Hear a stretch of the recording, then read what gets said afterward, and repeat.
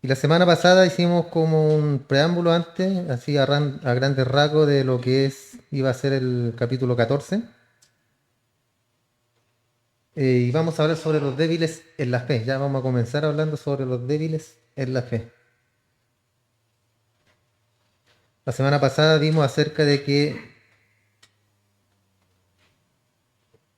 Pablo había hablado de esta clase de gente que estaba en una actitud de no toques y no comas, no hagas, ¿ya? Todas estas cosas que también lo dice Pablo que se destruyen con el hecho.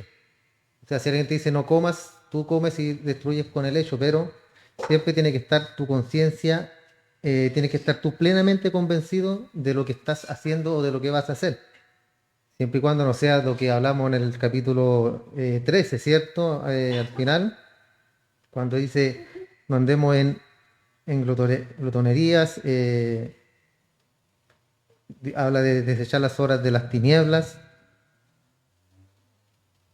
hacerle mal al prójimo, ya habla acerca de todas esas cosas que están bien expresadas en la escritura, ya acerca del adulterio, del robar, de todo lo que hacerle daño al prójimo, y por eso hablamos de que en primer lugar debemos amar a nuestro prójimo como a nosotros mismos, ¿ya?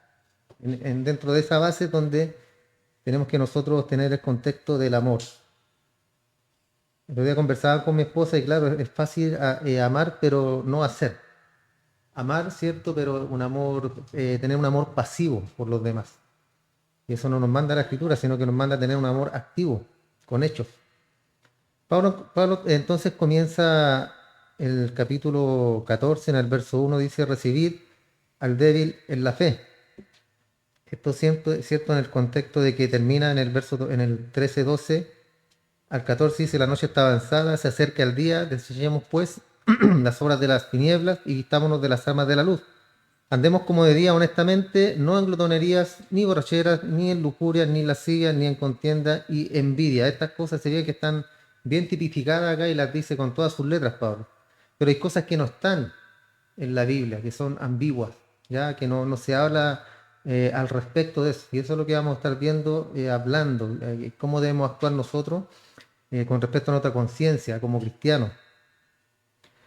Entonces después que dice Pablo, andemos como de día, honestamente, no en glotonería, borrachera, lujuria, lascivia, contiendas y envidia, sino vestidos del Señor Jesucristo y no proveáis para los deseos de la carne. Ahí termina el 13. No proveáis para los deseos de la carne. Después dice recibir al débil en la fe, el verso 1 del capítulo 14, pero no para contender sobre opiniones. Otra forma de expresión sería recibir al que es débil en la fe, pero no por la intención de juzgar sus escrúpulos. Es decir, que no se emitan juicios sobre su conducta y opiniones. Y esto es algo, hermano, que pues, yo diría que en ninguna iglesia se practica, que es, como nos dice nuestro Señor Jesús, mirar la viga del ojo ajeno, ¿cierto? O sea, la paja del ojo ajeno, pero no mirar la viga que está en nosotros. Pablo acá nos va a decir exactamente lo mismo. Entonces esto está lógicamente conectado con lo que acabamos de leer en el capítulo 13, porque la ley del amor se va a poner en acción en este versículo, hermano. Recibir al débil en la fe, pero no para contender sobre opiniones. Capítulo 13 obviamente condena acciones inmorales, como el atentar con la vida, la dignidad humana, el adulterio, la apropiación de lo ajeno, la envidia, ¿cierto? La envidia a los demás, a las demás personas, tanto pueden ser hermanos como a la gente del mundo, ¿ya? Siempre les digo lo mismo yo y muchos preguntan por qué el impío y el malvado prospera y yo, Señor, aquí estoy. Cuando eso es un error, hermano, nosotros, porque la Biblia nos manda a estar conforme con lo que tengamos, ¿ya? Dame suficiente, o sea, no me des ni mucho, no me des poco, dice la Escritura. Entonces estos pecados que mencionamos recién, incluye también la calumnia, la deshonra a otras personas, la codicia. Pablo procede a advertir sobre el peligro, a condenar asuntos cuestionables que no están expresamente prohibidos, como los que mencionamos recién. Esos son reprobables, ¿cierto? la lujuria, el adulterio, las orgías. Pablo menciona acá los pecados que estaban como en ese tiempo, que eran, entre comillas, como de moda, como que estaban más en auge. Eh, Obviamente no había pornografía porque no había tecnología, pero sí estaban las casas de las prostitutas. Entonces todo eso lo lleva a Pablo a hablar acerca, en este caso, de las orgías, porque hasta en los templos se practicaban estas cosas, hermano. Hasta en el templo estaban metidas estas mujeres y era a causa de ellos mismos. Y eso mostraba, ¿cierto?, la personalidad de estos hombres, de estas personas. Cuán corrompidos estaban, hermano. Pablo por eso le habla de este modo a estas personas. Entonces el que es débil en la fe no se refiere a alguien que sea débil en el sentido de dudar de las grandes verdades del Evangelio. ¿Ya? No habla de una persona que dude del Evangelio o que dude de Cristo o que dude que Dios puede hacer un milagro o puede hacer algo en la vida de otra persona, cambiarlo, transformarlo. No habla acerca de eso del débil en la fe. Acá describe una cualidad abstracta, o sea, algo impreciso, algo indeterminado de la fe. Alguien que vacila o duda en cuestiones de conducta. ¿Ya? Esa es la palabra acá. Alguien que vacila o que duda en cuestiones de conductas. Es una persona que no sabe qué debiera o hacer o cómo actuar en ciertas situaciones. A eso se refiere estas personas que son débiles en la fe, hermano. Y muchas veces son débiles en la fe a causa de los liderazgos que hay en la iglesia, porque eh, cuando se habla de la debilidad, se habla de cómo el ser humano, en este caso el cristiano, el hermano, se conduce en la vida diaria. ¿Qué es lo que hace? ¿Cuáles son sus modales? Si realmente está convencido de lo que está haciendo. Y muchos pastores, que siempre lo hemos hablado acá, y enseñan, ¿cierto?, por ejemplo, a la iglesia que tienen que ir vestidos de etiqueta, de corbata, de terno, que las mujeres tienen que ir con vestido largo, ¿cierto?, que no se les vea solamente el zapato. Y esas personas se crían débiles en la fe. ¿Por qué? Porque imagínense en una iglesia pentecostal que ya todos con terno y todos con el vestido hasta los tobillos. Y llega una persona, una mujer con unos jeans apretados o con una minifalda necesitada del Señor. ¿Cómo va a reaccionar esa iglesia? ¿Ustedes creen que los que estén en la puerta la van a dejar entrar? Lo más probable es que no, hermano. Iglesias pentecostales no. O si la dejan entrar a lo mejor porque viene con mucha aflicción, llorando, a lo mejor lo que sea, ya se les conmueve el corazón, la dejan entrar, recibe ayuda y ahí empiezan, ¿cierto?, a poner el yugo encima de él. Está bien, sí, puedes recibir a Cristo, puedes tener la fe en Cristo, pero, no puedes venir vestida así, no puedes maquillarte así. Entonces ahí empieza la religión de los fariseos, hermano, que ni ellos mismos llevan esas cargas, pero sí la ponen en los hermanos, en los demás. Entonces una persona débil en la fe es eso, hermano, que no sabe cómo actuar en ciertas situaciones. Y tal persona débil en la fe, en la comunión, en los creyentes, debe ser recibida, ¿cierto? Esta persona débil en la fe, en la comunión de los creyentes. Uno podrá no estar de acuerdo con esta persona, pero si es creyente del Señor Jesucristo, tiene el deber de recibirla y aceptarla tal y como es. Otros cierto contienden que Pablo después también da una lista y detalla y pone el ejemplo acerca de la comida. Recuerden que la comida era muy importante para ellos. ¿Qué es lo que comían? ¿O qué es lo que no debían comer?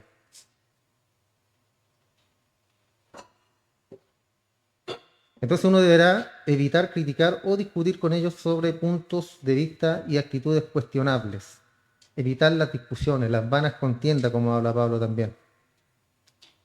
Un grupo de creyentes no ha de sentarse a juzgar a otros sobre asuntos polémicos o de conducta cristiana. Esto, esto abarca un gran número de cosas, hermano, que se podrían cuestionar. Por ejemplo, cuando usted va invitado a un cumpleaños de una familia que es inconversa, y cierto, y hay fiesta, hay carrete, todo, y de repente empiezan a bailar. ¿Usted bailaría? Yo no bailo porque no sé bailar. Y si bailara haría el ridículo como lo hizo algunas veces de mi vida pasada.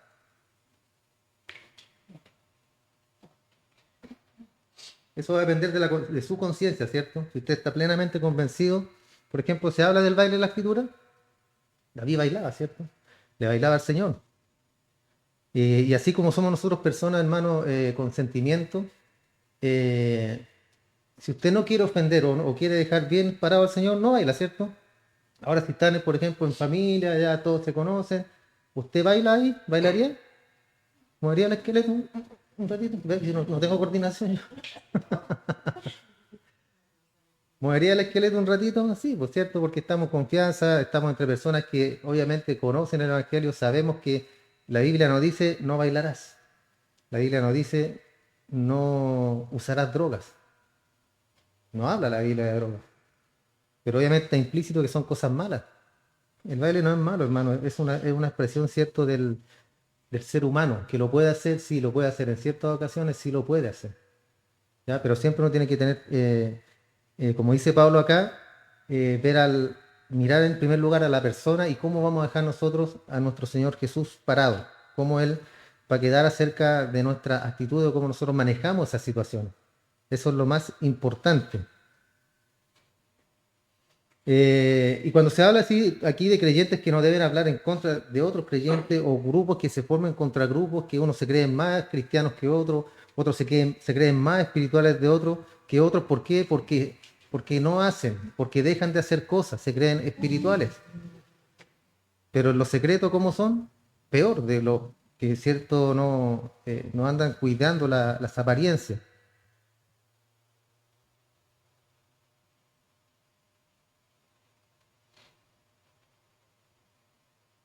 Entonces algunas acciones, hermano, o actitudes no están específicamente condenadas en las escrituras. Pero hay creyentes, algunos, se separan entre sí por tales temas. Y esa separación o división no debiera tener lugar en la iglesia, hermano. No debiera tener lugar en una iglesia. Entonces acá Pablo en esta carta nos dice que el amor tiene que comenzar a actuar, amar al prójimo como a mí mismo. De modo que al indicarnos que debíamos condenar acciones que son indudablemente malas, como las que ya mencionamos en el capítulo 13, también nos advirtió sobre el peligro de condenar las cosas dudosas, ¿ya? Cosas que no tienen importancia, por ejemplo, como el baile que estamos viendo, cosas que no tienen importancia. Porque un hermano lo puede ver a usted y va a decir, "¡Ah! Mira el hermano como bailaba, así, oh, si parece que le bailaba a Satanás, cómo se movía, cómo movía las caderas, diabólicamente, ay, ¿cómo es cierto? Ese es un hermano débil en la fe, hermano. Claro, usted lo hace con una conciencia libre, que está plenamente convencido que usted no lo está lanzando al diablo, ¿cierto? Sino que está moviendo el cuerpo, se está divirtiendo un rato. Y aunque no lo crea, eso hay gente y hay iglesias, hermanos, que lo condenan y no lo puede hacer usted. La música, esa música es del diablo. Bueno, el reggaetón sí, pero... Y el diablo y sale una caricatura diciendo que el diablo dice, ah, donde yo no escucho sale ese. Entonces, la música que otro tema también, hermano. ¿Qué música puedo escuchar? ¿Qué música no? ¿Qué me voy a contaminar? ¿Qué estoy haciendo mal? ¿Qué música es del diablo? Yo en las tardes hago ejercicio, si escucharan la música que escucho cuando hago ejercicio, me echarían al infierno, hermano. Entonces, desde ese punto, hermano, ¿cómo condeno yo la música? Si es del diablo o es del Señor. Una vez, no sé si te acuerdas tú, que le dije a unos amigos que tenemos, y él había dedicado una canción a ella de Ricardo Montaner. Y se anduvo escandalizando un poco porque le había dedicado una música que era mundana. Y yo le dije, ¿y cuál le regalo entonces la niña de tus ojos? O le canto una alabanza, le dije yo. Entonces ahí caemos en los extremos, hermano, porque si yo le quiero dedicar una canción a mi esposa, ¿cuál le dedico? ¿Cuán grande es el Señor podría ser? O la mejor alabanza, la mejor escrita, no sé, ¿no? Si esto uno dedica palabras de amor, canciones. Y aunque esas canciones las escribieron a lo mejor personas que no son cristianas, pero todos tenemos sentimientos, todos tenemos amor en nuestra vida, ¿cierto? ¿Y cómo lo vamos a expresar entonces? ¿Cuál es la manera de expresarla? Con obras. Y dedicar una canción o escribir incluso una canción, algunos más osados, ¿cierto? Escribir una canción para la persona que ama, está bien. En torno a la música también.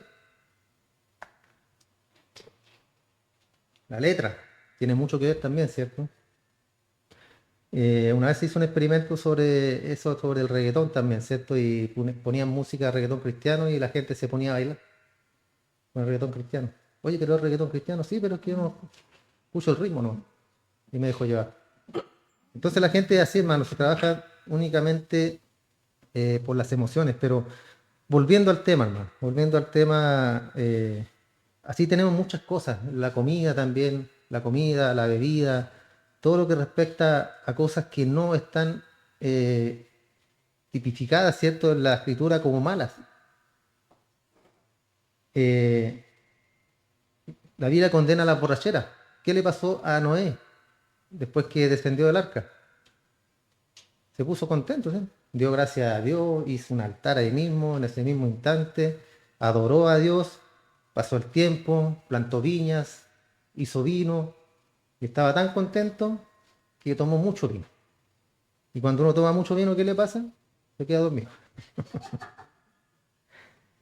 Entonces él se excedió, ¿cierto?, en lo que él había hecho, porque, hermano, partamos de la base de que todo lo que es creado por Dios. Por lo tanto, bueno, es bueno. Yo lo pervierto cuando yo le doy un mal uso. La marihuana se usa para la medicina, pero si yo la uso, ¿cierto?, para drogarme, está mal.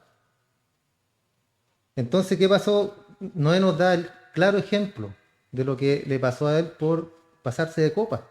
Tuvo consecuencias, hubo hasta una maldición generacional a causa de eso. ¿Ya? Entonces, los excesos son siempre, hermano, siempre van a ser los malos en todo sentido. O sea, en todo sentido, hablando de las cosas materiales, ¿ya? Que lo espiritual nunca va a ser, lo excesivo nunca va a ser malo, siempre y cuando sepamos manejarlo, porque tenemos los otros extremos, ¿ya? De lo que estamos viendo. Entonces, Pablo acá nos dice que el amor tiene que comenzar a actuar, de modo que al indicarnos, ¿cierto?, que debemos condenar las acciones que son indudablemente malas, como las menciona en el capítulo 13, también nos advirtió sobre el peligro de condenar las cosas dudosas, las cuales han sido condenadas expresamente en la Escritura. Y este es un punto importante, hermano. La Iglesia no tiene la autoridad para decidir en cuestiones de libertad personal, ¿ya? La Iglesia no tiene ninguna autoridad para decidir en cuestiones de libertad personal sobre acciones o prácticas que no han sido específicamente prohibidas en las Escrituras. Lo que hablábamos recién, ¿cierto? El baile, la comida, el vino, la bebida, lo que sea. No estamos para condenar esas cosas porque la Biblia, Pablo dice, yo no me dejaré dominar por ninguna de estas cosas. Por nada, dice él. Hablando en general, de todo lo que es, ¿cierto? La comida, la bebida, los deseos de los ojos, el oído, lo que escucha el oído. Pablo dice, todo es lícito, pero no todo me conviene. Y ahí entra el discernimiento espiritual. Pero no nosotros como iglesia en juzgar al hermano o comenzar, ¿cierto?, un chisme con el hermano por lo que ha hecho. Si el hermano está convencido en su corazón, ejemplo, Daniel, ¿qué pasó con Daniel cuando lo deportaron a Babilonia, cuando se lo llevaron a la deportación? Nabucodonosor dijo que separaran, ¿cierto?, a los mejores, a los más sabios, a los más lindos, a los más portachones, a todos esos sepárenmelo aparte. Y denles de mi comida, denles de mi bebida, todo lo que yo coma, todo lo que sea mío, dénselo a ellos. ¿Por qué? Porque quería prepararlos, pero ¿para qué? Para su reino. Daniel, ¿qué hizo? Hablando con el jefe de los guardias, le dijo, no, yo no quiero contaminarme con la comida del rey. ¿Se iba a contaminar? No. Pero era tan fuerte su creencia, era tan fuerte, ¿cierto?, eh, la creencia que él tenía en Dios, de las leyes que le habían dado, el Señor, que no comiera esto, que no bebiera, que mantente limpio, todo. Y habían animales que eran inmundos para el pueblo de Israel, Judá. Entonces él decidió no contaminarse con la comida del rey, pero fue una decisión personal, ¿ya? Y tampoco está hablando de la comida y de la bebida, sino que está hablando de la condición espiritual que tenía Daniel. Ahí vemos de qué estaba hecho Daniel, en el espíritu, ¿cierto? Siempre en el espíritu. Entonces él decidió comer solamente legumbres y aún así aún así Dios lo mantuvo. Dios lo mantuvo en pie, hermano, para que todo lo que Dios tenía preparado para él se pudiera cumplir. Que fue a ser cierto de los primeros en el reino de Nabucodonosor en primer lugar y después de los otros reinados, de su hijo y del que continuó.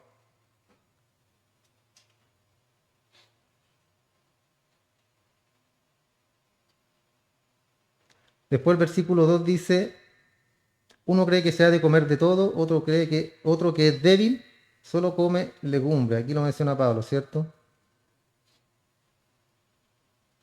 Entonces interesante es esto, aunque puede herir al que es separatista en extremo, personas que son separatistas. El hermano que es fuerte en la fe come de todas las cosas. El creyente con una conciencia débil tiende a ser vegetariano, que fue como la otra vez mi esposa me comentaba acerca de eso, que en principio Dios nos creó así, vegetarianos, en principio. Pero qué bueno que después dijo, no, coman carne. Entonces el hermano fuerte se da cuenta que el Señor creó todos los alimentos limpios y aptos para comer. Y eso es lo que creemos nosotros, ¿cierto? Que Dios creó todo. Un Dios bueno, un Dios que es un Señor eterno, ¿cierto? Que creó estas cosas, obviamente van a ser buenas si vienen de parte de Él. Después del diluvio, Dios proveyó toda clase de carne al hombre, de acuerdo al capítulo 9 del libro de Génesis, verso 3, donde dice, todo lo que se mueve y vive os servirá de alimento. Lo mismo que las legumbres y las plantas verdes os lo he dado todo.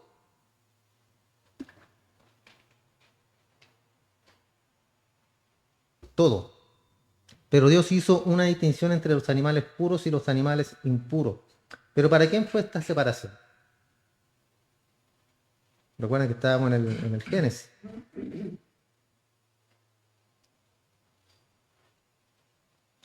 Esto obviamente fue para la nación de Israel, no tiene nada que ver con nosotros. El creyente instruido sabe que esto no tiene aplicación para él. Pero Pablo dijo en su primera carta a los Corintios, capítulo 8, verso 8, si bien la vianda o la comida no nos hace más aceptos ante Dios, pues ni porque comamos seremos más, ni porque no comamos seremos menos. ¿Ya? Ahí lo deja Pablo más claro. ¿Recuerdan cuando Pedro, cuando lo mandaron a buscar, y él se encontraba en la azotea de la casa de Simón el curtidor, en Jope? Eso lo habla en el libro de los Hechos. Y ahí estaba Pedro, ¿cierto? Orgulloso de él, de ser judío. Y el Espíritu Santo le mostró en una visión cuando lo fueron a buscar un lienzo con todos los animales impuros, que según la ley ellos no debían comer. Y se le aparece el lienzo, ¿cierto? Como en una visión, y Pedro le dice, el Señor le dice, Pedro, mata y come. Y Pedro, ¿cierto? Orgulloso, Señor, nunca he comido cosa común. Ya, obviamente no estaba hablando acerca de la comida, pero le estaba mostrando, sino que le estaba mostrando el injerto que iba a hacer Dios con los gentiles en la nación de Israel. Pero ahí tenemos a este Pedro orgulloso, ¿se fijan? No, nada inmundo he comido Dios, Señor, jamás ha entrado en mi boca. Entonces le muestra a Dios ahí, ¿cierto? A un Pedro, digámoslo igual, al igual que Daniel, que no quería contaminarse con las cosas del mundo, sino que quería seguir al Señor, pero aún así, ¿cierto? Él tenía eso en su corazón, en su vida, de ser fiel, porque los judíos son así, hermanos, son personas fieles a la religión. Por eso que se perdieron tanto cuando ya los fariseos comenzaron a enseñarle mandamientos de hombre, ya se alejaron de la escritura, sino que les daban solamente mandamientos de hombre, eh, y se perdieron, muchos se perdieron. ¿Por qué creen que ni siquiera ellos lograron ver, hermano, la llegada del Mesías? Cuando está clarito en la escritura, en los profetas. En toda la escritura está clarísimo la venida del Señor Jesús. Y ellos no lo vieron por su religiosidad, hermano, por eso. Después Pablo continúa y dice, el que come de todo no menosprecia al que no come. Y el que no come no juzgue al que come, porque Dios le ha recibido, o Dios lo ha recibido. Entonces no debemos condenar entre grupos en las iglesias, o condenar a otra persona, por temas, ¿cierto?, de segundo orden. El que hace no menosprecia al que no lo hace, porque no es más santo ni menos santo que el otro. Y el que come no juzgue al que, y el que come no juzgue al que no come, porque Dios le ha recibido en el fondo, hermano, somos todos hijos de Dios, todos somos llamados por Dios, todos tenemos una vida espiritual, íntima con Dios, ¿cierto? Usted tiene su comunión con Dios, la comunión que hacemos el día domingo, la comunión de los santos, la comunión para reunirnos a estudiar la palabra, a cantarle al Señor, pero usted tiene una relación con el Señor, ¿cierto? Usted conoce sus faltas, usted conoce sus pecados, usted conoce sus debilidades, usted sabe dónde le cuesta más, ¿cierto?, en las áreas de su vida y usted trabaja en el Señor en esos puntos. Yo el otro día pensaba y me puse muy, muy pensativo. Porque de repente uno, hermano, si bien sabemos en la carne, nos pueden pasar cosas en nuestra vida y la carne siempre te va a llevar, ¿cierto?, a la duda. La carne siempre te va a llevar a que preguntes por qué. Más que decir, cierto, que todas las cosas, como siempre lo he dicho yo, todas las cosas nos ayudan a bien. Y el que predica todas las cosas nos ayudan a bien. El que predica todas estas cosas, cierto, es al que Dios va a aprobar. Y nos prueba, cierto, y nos dice ahí ya, ahora di que todo ayuda para bien. Ahora di que todo va a estar bien. Cuando estamos, cierto, en el problema. Entonces, pensaba en estos días acerca de todo, hermano, de todo lo que me pasa en mi vida personal, en mi vida familiar, en la vida con mi iglesia también, ¿cierto?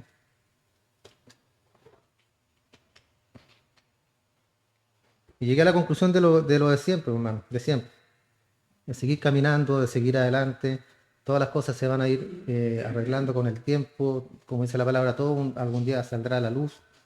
No todo va a durar, no todo el mal va a durar 100 años o 200 años, sino que un día habrá descanso, habrá paz, eh, que debemos seguir, que debemos continuar, no pensar demasiado, sino que actuar, no pensar y actuar. Eh, en seguir adelante, ayer, no me acuerdo, ayer escuchaba un video de un pastor bien famoso que hablaba acerca de la salvación, que la salvación se perdía, que yo tenía que cuidarla, que yo tenía que mantener esa salvación. Era prácticamente, era mi problema la salvación.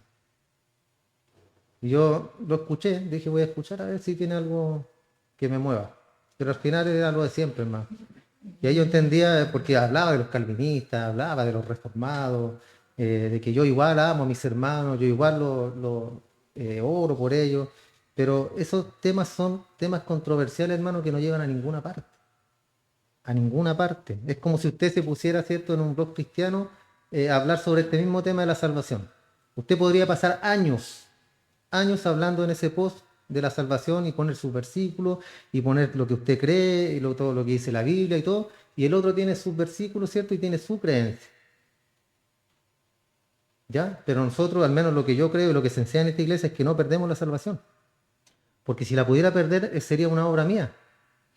Entonces, ¿qué tiene que ver Cristo acá entonces? ¿Para qué murió Cristo si yo puedo perder la salvación?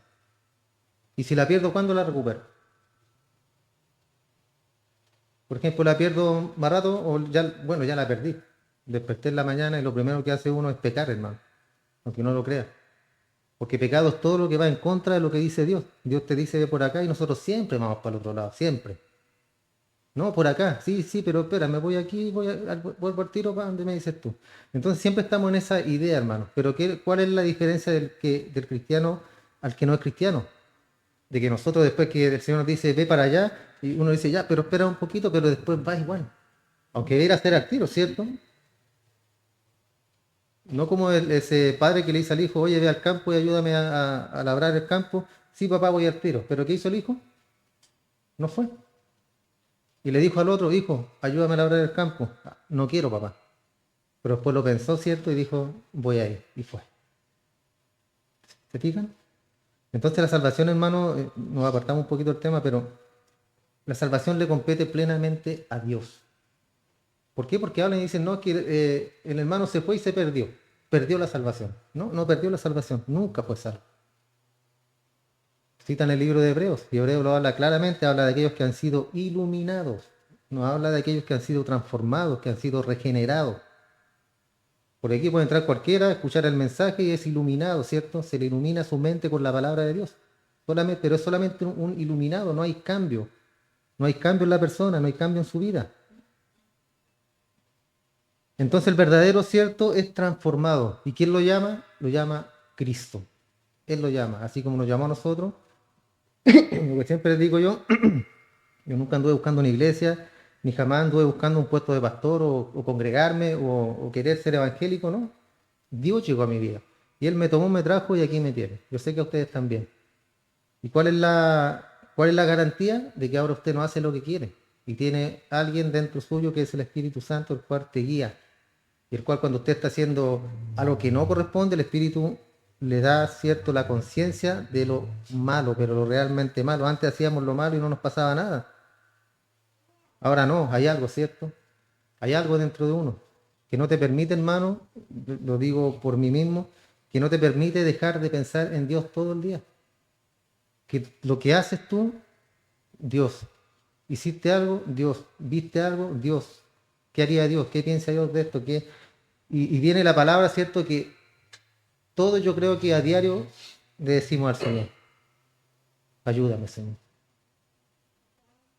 ¿Cierto? No hay día, hermano, que pase que yo no le diga al Señor, Señor, ayúdame. Porque nosotros necesitamos ayuda, hermano, para que Él nos ayude en la perseveración, en perseverar, en seguir el camino, en continuar, porque la obra es de Él, hermano. El que persevera hasta el fin será salvo. Este hombre leía ese versículo, pero lo leía como un condicional. O sea, tienes que perseverar y si perseveras, vas a ser salvo. La palabra me dice, y si persevera, la palabra dice que el que persevera hasta el fin será salvo. O sea, está hablando de una afirmación. Está hablando de todos los creyentes que van a perseverar porque la perseveración de los santos es parte de Dios también. Él te persevera y te llevará al final. Hermanos, cuando Jesús oró por sus apóstoles, les dijo, Señor, aquí están ellos, ninguno se perdió. No dijo, sí, Juan se perdió porque no sé a dónde quedó. Por ahí debe andar. No, ninguno se perdió, aquí están todos, solamente el hijo de perdición. ¿Ya? Pero eso ya es otra historia, ya conocemos la historia. Entonces, ¿usted cree que a Dios se le va a escapar alguna de sus ovejas después que Él las llama? Cuando habla, ¿cierto? Y dice, hay más ovejas que tienen que venir al redil o volver al redil. Siempre hemos sido ovejas, hermano, pero estábamos fuera. Dios nos trajo de vuelta. Así que cuando se ponga a dudar de su salvación o de si usted es salvo, agarre un palo y se pega en la cabeza. Entonces, no debemos condenar entre grupos unos a otros. Si usted cree que no debe comer carne, y Pablo usaba aquí la carne, ¿cierto?, como ejemplo, pero esto puede aplicarse en cualquier otra cosa no prohibida en la Biblia. Ya, como lo acabamos de mencionar, que la comida, el baile, la bebida o el trago o el vino, la cerveza, como usted quiera llamarlo, que son temas controversiales.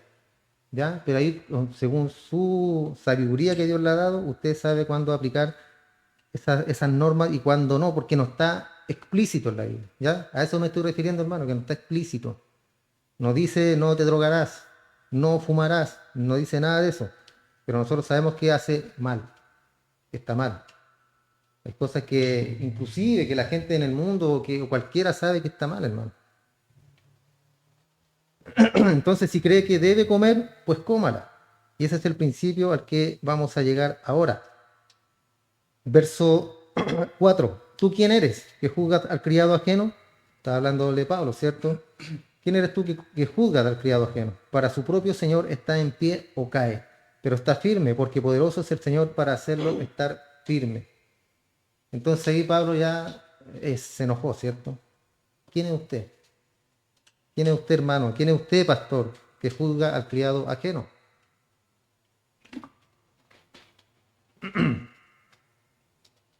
Para su propio Señor, dice acá que está en pie o cae. Para el propio Señor. ¿Por qué? Porque el trato que tiene Dios con nosotros es personal, ¿cierto? Dios no trata de la misma forma conmigo que como trata con ustedes. Porque somos diferentes problemas, diferentes partes de nuestra vida que nos cuesta, ¿cierto? Y que debemos solucionar, todos somos distintos, todos somos diferentes. Entonces no debemos juzgar a nadie, hermano, a nadie. ¿Por qué? Porque dice, su propio Señor está en pie o cae. Pero después dice, pero estará firme, ¿ya? Porque poderoso es el Señor para hacerlo estar firme. Qué comida, qué bebida, qué carne, qué prietas, qué chancho, su pernil con mayonesa, ¿cierto? No, el puerco, no. Y yo digo sí. Entonces, no debemos ponernos en esa parada, hermano, de juzgar a las personas por lo que hacen, sino que el Señor lo ha recibido y estará en pie para Él. Y lo hará estar firme. Y esto es algo realmente contundente que Pablo nos dice acá. ¿Tú quién eres? Es decir, ¿qué derecho tienes para juzgar al servidor ajeno? ¿Qué derecho tiene usted, hermano, a juzgar a otro creyente su conducta sobre algo que es dudoso o cuestionable? ¿Qué derecho tenemos nosotros? ¿Tenemos algún derecho? El trato es de Dios. Obviamente, uno como pastor tiene el deber de guiar. Si lo ve haciendo algo mal, yo tengo que guiarlo, ¿cierto? Pero eso no habla de juicio, sino que habla de guía. El juicio es condenatorio. Entonces, ¿quién somos nosotros para juzgar al criado ajeno? ¿Qué derecho tiene usted a juzgar a otro creyente su conducta sobre algo que es dudoso o cuestionable? Pregunta, otra. ¿Es usted Dios? Retórico, ¿cierto? No, usted no es Dios, yo tampoco. Otra pregunta. ¿Tiene que rendir esa persona cuentas ante usted? ¿O ante el pastor? ¿O ante la iglesia? No, ¿cierto? Las cuentas se las daremos a Dios.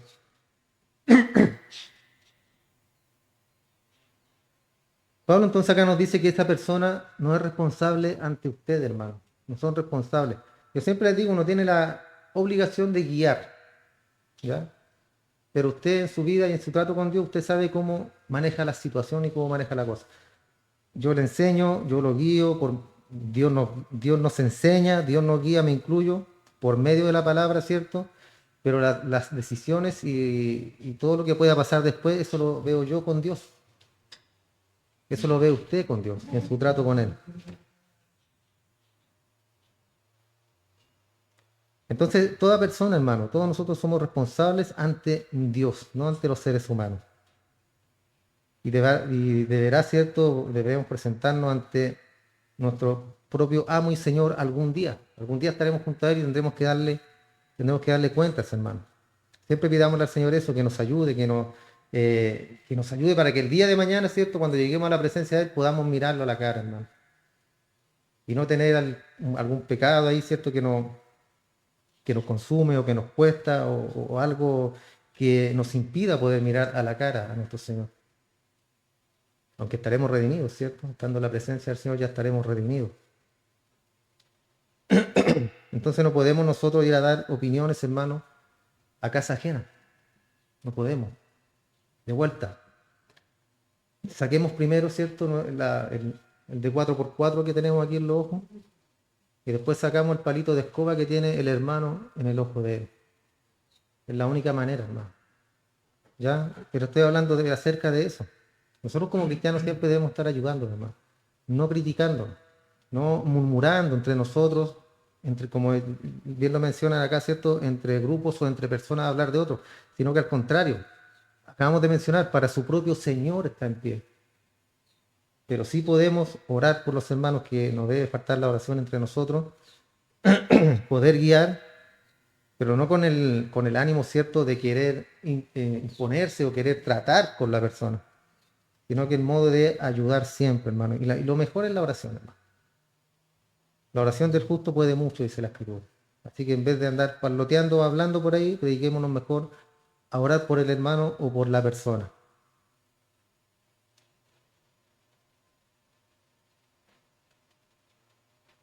Entonces quizá usted desaprueba la conducta o actitud de otro creyente en alguna de estas áreas dudosas. Podemos a lo mejor nosotros eh, dudar, ¿cierto? O desaprobar algunas conductas de otros hermanos en estas cosas que son dudosas. Pero ese creyente no tiene que rendirle cuentas a usted. Él es el responsable ante Dios por lo que hace en su vida. Y no estamos hablando de libertinaje, hermano, ¿ya? Recuerden que todos los excesos son malos. Hay personas que dicen, Pablo no prohíbe nada porque él dice que todo nos es lícito. No todo nos conviene, pero todo nos es lícito. Así que podemos hacer de todo, porque y sacan, ¿cierto?, del texto, sacan su contexto para hacer una doctrina. ¿Qué dice Pablo acá? Que podemos hacer de todo y todo, y tenemos libertad en Cristo, aleluya, gloria a Dios, y vamos a la disco, vamos para todos lados. Pero no habla de eso, ¿cierto? La conducta después, cuando Dios llega a nuestra vida, nuestra conducta cambia, hermano, cambia. ¿Ya? No tenemos que dejar a nuestras amistades viejas porque ellos solitos se van. Así nos pasó, aunque yo tenía menos amigos que en general. Pero tenía. Entonces somos responsables ante Dios, ante nuestro Señor Jesucristo. Él es nuestro amo, Él es nuestro Señor. A Él tiene que rendirle cuenta a usted a diario. Ya, tampoco le estoy diciendo que se rebele contra la iglesia, contra el pastor, y ya no vamos más a la iglesia. El pastor dice que somos libres y las ovejitas tienen que estar allá en el campo, no encerrar en una iglesia. Porque ahora, obviamente, hermano, aunque parezca divertido y irrisorio, hay que explicar todo muy bien. Entonces Pablo llega acá al primer gran principio de conducta de los cristianos. Verso 5 habla de la convicción. Y aquí ya Pablo se cambia el tema del alimento. En Corintios, si no me equivoco, habla acerca de esto también, de la comida de las viandas, y habla acerca de la carnicería. Dice, si usted va a la carnicería, compre de todo, lleve de todo. Si quiere comer de todo, coma de todo. Orejas de chancho, queso cabeza, prieta, coma de todo. Eso dice Pablo. Y también habla de la conciencia. Dice, pero si tu hermano piensa que eso es malo, no lo hagas. Pero el tema, hermano, es que Pablo, siendo como se describe él mismo, autobiográficamente, fariseo de fariseos. Fariseo de fariseos. Y él después está diciendo, coman de todo. ¿Por qué? Porque obviamente él era el enviado a los gentiles. Y hay un traspié que ocurre con él y con Pedro también, ¿cierto? Que Pedro se andaba haciendo así como el de las chacras y también andaba ahí dando su gustito. Pero en interno él condenaba. Y Pablo lo confronta y tuvieron una conversación respecto a lo mismo, porque no debemos ser así, hermano. Debemos ser tal y cual somos. Tal y cual somos y desde el día de mañana rendirle cuenta a nuestro Dios. Uno hace diferencia entre día y día, mientras que otro juzga igual todos los días. Cada uno esté plenamente convencido de lo que piensa. Plenamente. Uno hace diferencia de día a día, mientras que otros no. Son todos los días iguales, para otros son diferentes. Entonces Pablo cambia acá la ilustración con lo que concierne al día. Y hay personas que insisten con el día del Señor. Unos dicen que el día del Señor es el domingo, otros dicen que el día del Señor es el día sábado, otros dicen que el día del Señor es el lunes. Y los que tienen razón, ¿cierto? El Shabbat, dicen que el del día sábado y todos los demás son apóstatas, hijos de Belcebú, se van a ir al infierno, porque no adoran en el día del Señor. ¿Recuerdan cuando Cristo se estuvo con la samaritana? Y ella le decía, pero ¿dónde vamos a adorar? Ustedes dicen que en el templo y nosotros al templo no nos quieren ir. Y el Señor le dice, bueno, va a llegar el día y la hora en que no se va a alabar ni aquí, ni el templo, ni en ninguna parte, sino que se va a alabar y a adorar al Señor en el corazón y en el espíritu. O sea, en cualquier momento, hermano. Usted en cualquier momento usted puede bendecir al Señor, usted en cualquier momento usted puede orar al Señor, tener esa comunión que dice Pablo, orar sin cesar. Orar sin cesar, hermano, significa eso, una comunión diaria con el Señor. A cada instante, a cada momento, hasta cuando usted va al baño, usted piensa en el Señor y piensa en que puede cambiar su vida. A eso se refiere. La otra oración, cierto, que habla el Señor Jesús de entrada al cuarto y orar en lo secreto al Padre que escucha en lo secreto. Y eso ya obviamente es mejor porque tiene una comunión, tiene algo más centrado, algo más claro, ¿cierto? En lo que él teme la oración, algo que usted ya puede estar ahí, ¿cierto? Y sentirse en una comunión con el Señor. Porque no va a tener una comunión con el Señor estando sentado en la micro, que se pueden a vender helado, no sé cómo será ahora las micro. Chocolito, Chocopanda 100. Entonces, no es lo mismo eso a entrar en lo secreto con el Padre, hermano, y tener esa comunión. Pero una comunión verdadera, real. No una comunión que usted se siente, o sea, que usted se arrodille y empieza a pensar en el almuerzo, en que tiene que ir después para allá. Y, Señor, perdón, Señor, es que está, Señor, y te pide.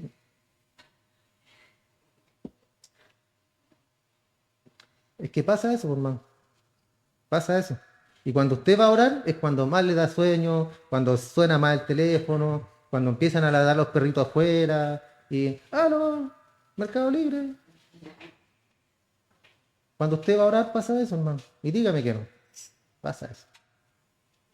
Entonces, la otra vez les dije yo que debemos pedirle al Señor que Él nos dé ese tiempo a solas con Él, que nos permita estar con Él, que no haya distracción, no haya nada que nos pueda llevar nuestra mente para otro lugar, sino que estar plenamente con el Señor. Entonces, el día del Señor da lo mismo, hermano, lo mismo. Siempre vamos, si es domingo, sábado, lunes, martes, da lo mismo el día, lo importante es la comunión con de los santos. Entonces no es el día el que tiene que ser diferente, es el creyente quien tiene que ser diferente. Y lo importante no es el día en cuestión, sino el que sirve en el día, el que alaba en el día, el que adora en el día que venimos siendo nosotros. En Colosenses 2, verso 16, Pablo dice, por tanto nadie os critique en asuntos de comida o bebida o en cuanto a días de fiesta, luna nueva o días de reposo, dice Pablo acá. Que nadie los juzgue, hermano. En bebida, ni en comida, ni qué día va a ser el servicio, ni a qué hora, no importa, lo importante es servir al Señor. Entonces que nadie le diga, hermano, qué es lo que tiene que hacer con respecto a su vida espiritual, congregacional, el congregarse. ¿Por qué? Porque nosotros solamente tenemos que rendir cuentas ante Dios. ¿Debemos congregarnos? Hebreo dice que sí. No se queden en la casa como algunos tienen por costumbre. Hoy día sería como muchos tienen por costumbre. Que también lo hemos mencionado muchas veces con el tema del internet, que muchos ya tienen sus predicadores favoritos en internet. Entonces el domingo en vez de levantarse e ir a la iglesia, se quedan acostaditos ahí con su cafecito con leche y ven a su pastor favorito en YouTube. Y no tienen que levantarse, no tienen que sufrir el tráfico, no hay que andar apurados, que qué vamos a almorzar, no, si están tranquilitos ahí y ellos sirven al Señor ahí viendo YouTube. La tecnología es buena, ¿cierto? Si uno está enfermo y no puede ir a asistir a la iglesia, obviamente lo va a hacer lo que le estoy diciendo yo. Y tranquilamente, y sin ningún cargo de conciencia, ¿cierto? Incluso unas tostaditas con la leche, con chocolate. ¿Por qué? Porque va a estar en una condición que no puede acercarse a la iglesia. Pero el anhelo siempre va a tener que ser, o debería ser ese, hermano. Yo querer llegar a este lugar, yo querer estar con los hermanos, yo querer escuchar la palabra, yo querer cantar, querer bendecir el nombre del Señor. Entonces, cualquier cosa que usted haga, hermano, hágala con entusiasmo. El Señor dice que no debemos hacer nada para Él, a no ser que estemos realmente convencidos de ello, a no ser que verdaderamente creamos en ello y lo queramos hacer. Lo que le decía recién y le mencionaba acerca de Pablo, de todo lo que hay en la carnicería, coman. Si usted está plenamente convencido, compra lo que quiera y coma para el Señor. Porque para Él está en pie y Él lo va a mantener firme. Pero tiene que estar plenamente convencido. Porque si no está convencido de lo que va a hacer o de lo que va a comer, mejor no lo haga. Porque si va a estar ahí que "Ay, no debí haberlo hecho. ¿Por qué lo hice? Y ahora me siento sucio, ahora me siento pecador. Y empiezan los juicios de conciencia. Si está plenamente convencido, hágalo. Si no está convencido, no lo haga. Ahora, si alguien tiene una pregunta, una duda en mente acerca de cualquier cosa que esté haciendo, entonces no debe hacerlo. Puede que no sea una acción equivocada para mí, pero lo es ciertamente para usted. Tenemos a Pedro también, nuevamente, cuando siguió a nuestro Señor Jesús. ¿Recuerdan? Cuando lo negó, lo negó 3 veces. Entonces, él a lo mejor le hubiera convenido no estar allí. Al contrario, Juan. Juan lo vio, cierto, estuvo ahí y no lo negó. Entonces en aquella situación Pedro era un creyente con una conciencia débil, aunque sabemos, estamos tomando solo como ejemplo, pero sabemos cuáles eran los planes de Dios con respecto a todos sus apóstoles. Entonces ese tipo de creyente es el que establece para su conducta un sistema de normas sobre lo que debe y no debe hacer.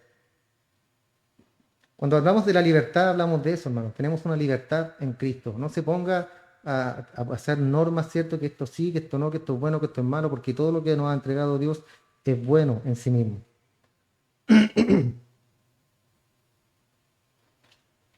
La persona que recibe al Señor Jesucristo como su Salvador recibe la presencia misma del Espíritu Santo, que comienza en nosotros una nueva obra, una transformación. Y eso usted debería notarlo, hermano. Deberíamos notarlo siempre, en cada aspecto de nuestra vida. En lo que hacemos, si era como era antes, si lo estamos haciendo bien. Entonces debemos siempre tener ese cuestionamiento también con respecto a las cosas que hacemos y si las estamos haciendo bien. Si se trata de situaciones no contempladas en la Biblia, para vivir la conducta cristiana no son las normas o los principios que un creyente establezca para controlar su propia naturaleza que las podrán regular en su vida. Recuerde que tenemos la vieja naturaleza dentro de nosotros. Y recuerden que es un traicionero. Traicionero, por donde lo mire, es un traicionero. Entonces ahí debemos tener cuidado, debemos tener ojo. Porque el que piensa que está firme, recuerda, ¿no? ¿Qué le pasan a los que piensan que están firmes, que aleluya, gloria a Dios, y yo me voy al cielo, y yo estoy firme con el Señor? No, yo no peco, yo no cometo pecado, yo siempre estoy ahí al pie del cañón con el Señor, me levanto a orar a las 3 de la mañana, porque ahí, ¿cierto? Dice la palabra que está el ángel de Jehová, y a las 12 del día no está, o después de las 2 no está. Y hay personas que son así, hermano, entonces no nos dejemos llevar por apariencias. Siempre mantenga un perfil humilde, hermano. Y si cree estar firme, cada día pídale al Señor que lo fortalezca. No se gloríe en sí mismo, hermano, porque las caídas son muy fuertes cuando uno cree estar bien, ¿cierto? Y saludable espiritualmente, pero siempre pasa algo, siempre. Y debería pasarnos algo, porque eso es ser, ¿cierto? Como los fariseos, que estaban orgullosos de sí mismos, orgullosos de sí mismos. Yo diezmo, yo ayudo a los pobres, a las viudas, a quien sea, ahí estamos nosotros y somos los fariseos y somos los maestros de Israel, decía él. Entonces, si estamos si vemos que estamos firmes, hermanos, pidámosle gracias cada día a nuestro Señor para que nos mantenga firmes.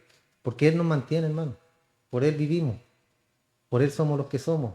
Porque Él vive, yo vivo. Si no, no estaríamos acá nosotros en esta hora, hermano. Estaríamos en cualquier otra parte y no en este lugar bendiciendo al Señor. Entonces se requiere una actitud de entrega al Señor y de sumisión al control del Espíritu. Y eso es lo que nos provee los recursos para hacer frente a toda interrogante o situación dudosa. ¿Tenemos dudas? Siempre les digo, lea su Biblia. ¿Tiene dudas acerca de un tema? Lea su Biblia, lea la Escritura. Tenga comunión con Dios. Es la única forma, hermano, porque el Espíritu que está en usted le va a ir enseñando, pero no es magia, no es que usted tenga el Espíritu y tiene que saber por qué tiene el Espíritu. Debe alimentarse. Un vehículo no anda por sí solo, ¿cierto?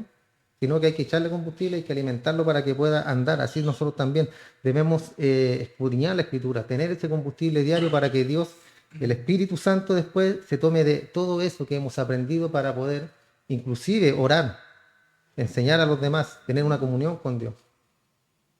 Y así como funciona esto, hermano. Entonces, teniendo la sumisión y el control del Espíritu que nos provee los recursos para hacer frente a toda interrogante o situación dudosa. Y solo de esa manera podemos sentir esa convicción que el apóstol Pablo nos presentó acá como el gran principio de conducta. Y solo así, hermano, usted va a tener una paz de conciencia, que eso es muy importante en un cristiano, tener paz de conciencia. Y aparte sentirá una verdadera libertad. Recuerden que Cristo nos hizo libres del pecado. ¿Eso qué significa? Que el pecado ya nos enseñorea de nosotros. ¿Está en mí? Sí. ¿Tengo que pelear con el pecado? No. ¿Por qué? Porque va a perder. ¿Tiene que evitar el pecado? Sí, evitarlo. Es la única forma, hermano. Evitar una lucha con el pecado para que no perdamos, porque esa pelea es perdida sí o sí. Entonces solo así disfrutará usted de una paz de conciencia y sentirá verdaderamente libre al poder cumplir el propósito de Dios para su vida. Y eso es lo que debemos pedirle también a diario al Señor, que el propósito de Él sea cumplido en nuestra vida, hermano. Que no nos deje caer en la tentación, que nos libre del mal. ¿Para qué? Para que podamos, ¿cierto?, el día de mañana estar en su presencia con una conciencia limpia y ante el mundo también. Que no nos deje caer, ¿para qué? Para que el nombre de Él no sea blasfemado, para que el nombre de Él no sea manchado ante el mundo. Esto es lo que más debe importarnos, hermano. Padre Santo, agradecemos, Señor, este tiempo que nos permite en tu palabra, Padre Santo. Agradecemos tu gran amor, tu gran misericordia. Con cuán grande amor nos has amado, Señor, que nos tienes el día de hoy en este lugar. Muchas gracias, Padre, por permitirnos llegar acá, por darnos un día más la vida. Nos acostamos en la noche y no sabemos, Padre, si despertaremos al día siguiente. Ese es el milagro de la vida, Señor. Que cada día tú la entregas, conforme a tu misericordia a nuestras vidas, a tus hijos, Señor. Damos gracias por el pan que pones cada día en nuestra mesa. Damos gracias por el trabajo, Señor, que cada día nos entrega para nuestro sustento. Damos muchas gracias por la familia, Señor. Gracias por la familia, que es el apoyo fundamental en tiempos de crisis, en tiempos de enfermedad, en tiempos, Padre, muchas veces también que tú permites que nosotros pasemos por el desierto. Ahí está la familia, ahí están nuestros seres queridos, Señor. Gracias por la iglesia, por nuestros hermanos. Bendice la vida de cada uno de ellos, Dios, en el espíritu, en las carnes, en los huesos, que muchas veces también se debilitan y se enferman. Bendígalos, Señor. Económicamente también, cada uno de mis hermanos, que no les falta el pan y el agua, ni el dinero, ni lo necesario, Padre, para poder suplir cada necesidad cada día. Usted nos ha dicho, mi Señor, que debemos confiar plenamente en usted, en su palabra, y que usted prosperará nuestro camino, que usted no dejará que nada nos falte, Señor. Esa es su promesa, esas son sus palabras, Señor, y le damos muchas gracias por ello. Gracias por este lugar, Señor, en el cual podemos reunirnos para aprender de tu palabra, para poder alabar y bendecir tu nombre. ¿Qué más pedirte, Señor Santo, si todo lo saben, todo lo conocen, mi Señor? Pero aún así tú quieres que expresemos nuestra necesidad y que imploremos y que pidamos con toda razón y súplica por cada uno de los santos, de los hermanos, de nuestra familia y por nuestra vida, mi Señor. Entregamos todo esto en tus manos, en el nombre de nuestro Señor Jesús. Amén.